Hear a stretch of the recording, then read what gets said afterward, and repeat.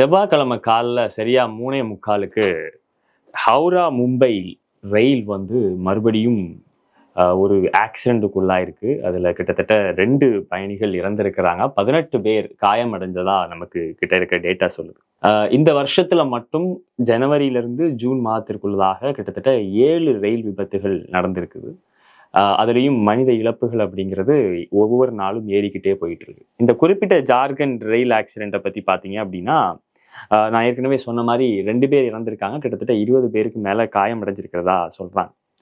இதுல முதல்ல பாதிக்கப்பட்டவங்களுக்கு சதன் ரயில்வே உடனே போய் ஃபர்ஸ்ட் எய்ட் கொடுத்ததாகவும், அதுக்கு பிறகு டாடா ஹாஸ்பிட்டலுக்கு அந்த பாதிக்கப்பட்டவங்களை எடுத்துட்டு போனதாகவும் அந்த இடத்துல இருந்து வந்திருக்கிற செய்திகள் சொல்லுது.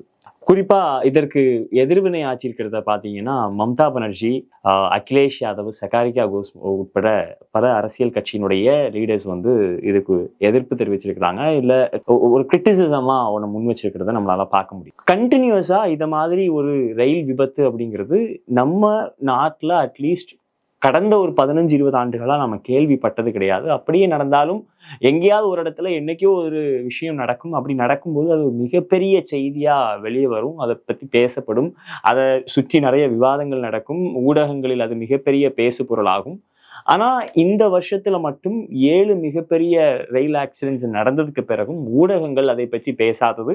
இன்னும் இதுல கேள்வி கூத்து என்னன்னா, ஒரு ஊடகத்துல வந்து 2000 உள்ள நம்பர்ஸையும், அதாவது 2000 ரயில் விபத்துகளில் இறந்தவர்களுடைய எண்ணிக்கையும் 2024 ரயில் விபத்தில் இறந்தவர்களுடைய எண்ணிக்கையும் கம்பேர் பண்ணி அதை விட இது பெட்டரா தான் இருக்கு அப்படின்னு சொல்லி பேசின அவலங்கள் எல்லாம் இந்த வருஷம் தான் நடந்துச்சு அப்படிங்கிறதையும் நம்ம பார்த்தோம். இந்த ட்ரெயின் ஆக்சிடென்ட் ஆனதுக்கு பிறகு கிட்டத்தட்ட 5 ரயில்கள் உடனே கேன்சல் பண்ணப்பட்டிருக்கு. அதனால ஏற்பட்டிருக்கக்கூடிய சுமைகள், அந்த ட்ரெயின் கேன்சலேஷனால அந்த ட்ரெயின்ல புக் பண்ணியிருக்கிற பயணிகளுக்கு ஏற்பட்டிருக்கக்கூடிய விளைவுகள், இப்படின்னு சொல்லி ஒரு ரயில் ஆக்சிடென்டை அடுத்து பல பயணிகளுக்கு அது பலவிதமான பிரச்சனைகள்ல போய் முடியுது அப்படிங்கிறது தான் நம்ம இதுல இருந்து பார்க்க வேண்டியதா இருக்கு.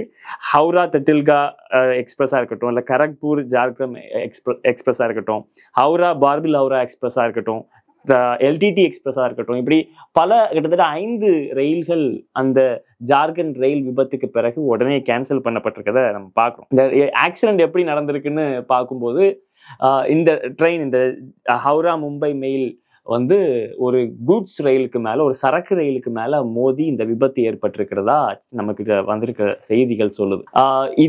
இதுதான் வந்து இதே 2 ரயில்கள் மோதியதுதான் இந்த வருட ஆரம்பத்திலும் கூட ஒரு மிகப்பெரிய ஆக்சிடென்ட் ஒன்று நடந்துச்சு. அதுலேயும் மனித இழப்புகள் அதிகமாகவே இருந்தது.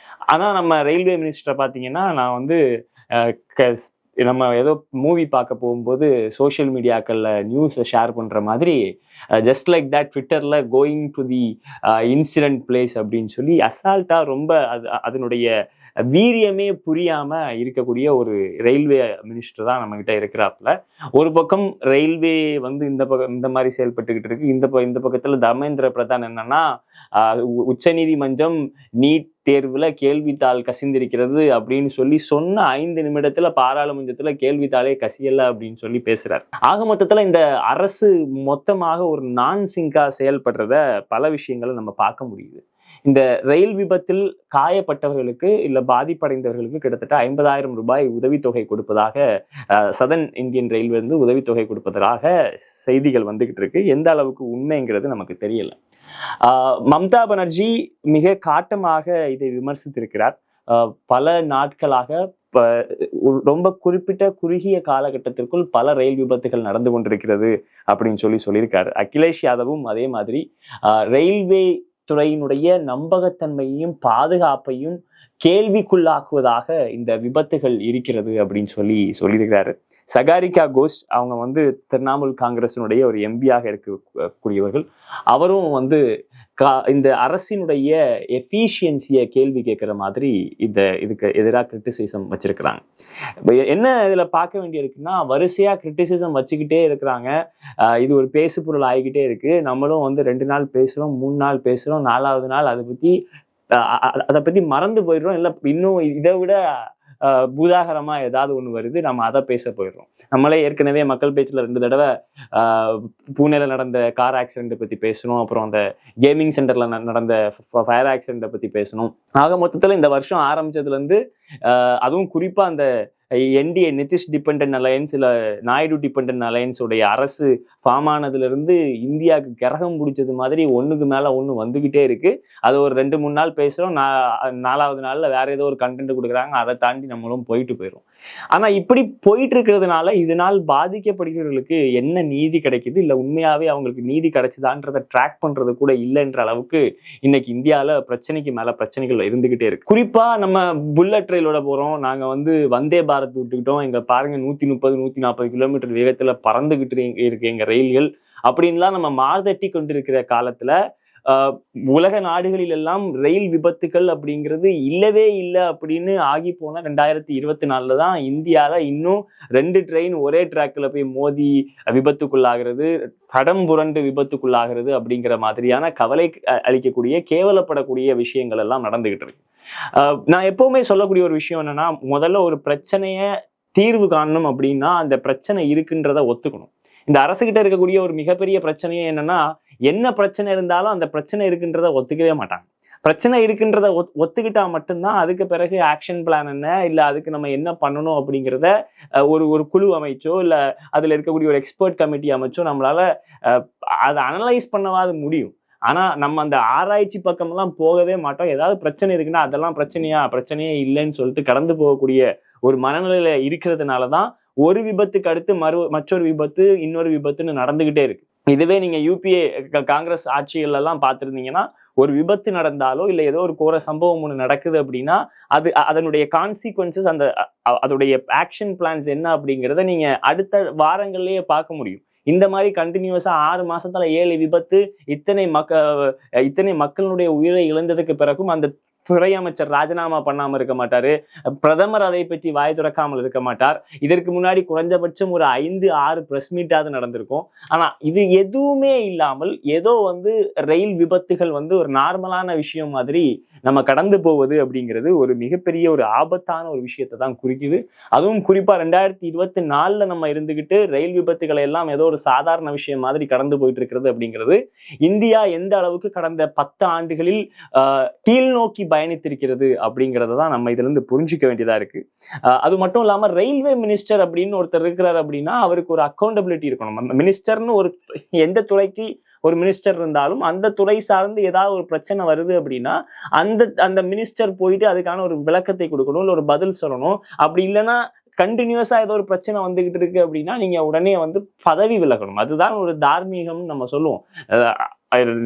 நஷ்டத்தில் ஓடிக்கொண்டிருந்த ரயில்வே துறையை லாபத்துக்கு கொண்டு வந்த லல்லு பிரசாத் யாதவை இவர்கள் என்னெல்லாம் செஞ்சாங்க, எந்த அளவுக்கு மென்டல் ஹராஸ்மெண்ட் கொடுத்தாங்க அப்படிங்கிறதெல்லாம் நம்ம அப்படி இருக்கக்கூடிய ஒரு அரசு இன்னைக்கு ரயில்வேக்கு மேல இருக்கக்கூடிய நம்பிக்கையே போகக்கூடிய அளவுக்கு ஒரு அமைச்சர் இருக்கிறார். ஆனா அதை பத்தி கேட்கறதுக்கே நாதி இல்லாம இருக்குது. அப்படின்னா ரயில்வே அப்படிங்கிறது இல்ல, ரயில் அப்படிங்கிறது சாமானிய மக்கள் பயணிக்கக்கூடிய ஒரு மோட் ஆஃப் கம்யூட்டிங். அதை கூட நம்ம அட்ரஸ் பண்ண ரெடியா இல்லை, அதை கூட நம்ம பேசுறதுக்கு ரெடியா இல்லை அப்படின்னா அப்ப நம்ம என்ன பிரச்சனையை தான் பேசுவோம் அப்படிங்கிற ஒரு மிகப்பெரிய கேள்விதான் நமக்கு இங்க நிக்குது. இன்னும் சொல்ல போனா ரயில்வே துறையினுடைய கொஞ்ச நாளுக்கு முன்னாடி எக்ஸ் வலைத்தளத்துல ஒரு வீடியோ ரொம்ப வைரல் ஆச்சு. ஒரு அன்ரிசர்வ்ட் கம்பார்ட்மெண்ட்ல எந்த அளவுக்கு கன்ஜஸ்டடா மக்கள் இருந்தாங்க அப்படிங்கிறது பயங்கரமா வைரல் ஆச்சு, நிறைய பேர் பார்த்திருப்பீங்க. இப்படியான ஒரு மனித தன்மையற்ற இல்ல ஒரு மனிதர்களாக இருக்கக்கூடியவர்கள் வாழ இயலாத இல்ல செல்ல இயலாத ரயில்வே துறையில தான் நம்மள மாதிரிப்பட்ட சாமானியர்கள் பயணிச்சுட்டு இருக்கிறாங்க. அப்படின்றப்போ நம்மளுடைய வாழ்க்கையும் நாளைக்கு ட்ரெயினுக்குள்ள ஏறும்போதே பக்குன்னு அடிக்குது. இப்படிப்பட்ட சூழ்நிலையில் அந்த துறையினுடைய அமைச்சர்கிட்ட கேள்வி கேட்காமல் அதை பற்றி ஒரு பேசு பொருளாக்காம ஊடகங்களும் கடந்து செஞ்சுட்டு இருக்கு அப்படின்றது உண்மையாகவே வேதனைக்குரியது. இது இப்படியே நீடிக்குமானால் நாளைக்கு ஒரு மிகப்பெரிய விபத்து நடந்து பல 100 மக்கள் நம்ம இறந்தாலும் நம்ம அதை பத்தி இதுதானே ஒரு ரயில் ஆக்சிடென்ட் நடந்திருக்குது, என்ன பெரிய மேட்டரா, டெய்லி நடக்கிறதானா அப்படின்ட்டு கடந்து போக வேண்டிய அளவுக்கு நம்மை பழக்கி விடுவார்கள் அப்படிங்கிறது தான் இதுல இருக்கக்கூடிய ஒரு விஷயம். ஒண்ணு மக்கள் வெகுண்டெழணும், அப்படி இல்லைன்னா மீடியா அதற்கான வேலையை செய்யணும். அப்படியும் இல்லைன்னா உச்சநீதிமன்றமாவது இதை ஒரு சூமோட்டோவா எடுத்து இவ்வளவு ரயில் விபத்துகள் நடந்துகிட்டு இருக்கே, இதுக்கு நீங்க என்ன பண்ணிருக்கீங்க அப்படின்னு கேட்கணும். இது எதுவுமே நடக்கல அப்படின்னா நான் ஏற்கனவே சொன்ன மாதிரி ரயில் விபத்துகளுக்கு நம்முடைய மக்களை இவர்கள் பழக்கி விடுவார்கள் அப்படிங்கிறது தான் இதில் நம்ம புரிஞ்சுக்க வேண்டியிருக்கு. இதுவரை காணாத ரயில் விபத்துகள், இழப்புக்கு மேல இழப்பு, இதுக்கெல்லாம் ஒரு முடிவு கட்டணும்னா இந்த அரசை வீட்டுக்கு தான் அனுப்பணும் அப்படிங்கிறது தான் என்னுடைய கருத்தா இருக்கு. நன்றி. உங்களுக்கெல்லாம் தெரியும், ரீசெண்டாக மீடியாவில் பார்த்துருப்பீங்க, ஏன்னா தமிழ்நாடு காங்கிரஸ் கமிட்டி ஊடக பிரிவு தலைவராக அப்பாயிண்ட் பண்ணியிருக்காங்க. ஸோ பொலிட்டிக்கலாக என்னோட வியூஸ் என்ன அப்படின்னு நீங்கள் ட்விட்டரில் ஃபாலோ பண்ணணும்னு நினச்சிங்க, @AnandS 1967 என்னை ஃபாலோ பண்ணுங்கள். என்னோட real original ID, Twitter ID for politics அதுதான். ஸோ பாலிட்டிக்ஸ் சம்மந்தப்பட்ட என்னோட எல்லா ஒப்பீனியன்ஸ், வியூஸ் எல்லாமே அதில் வரும். அதில் ஃபாலோ பண்ணுங்கள். நன்றி, வணக்கம்.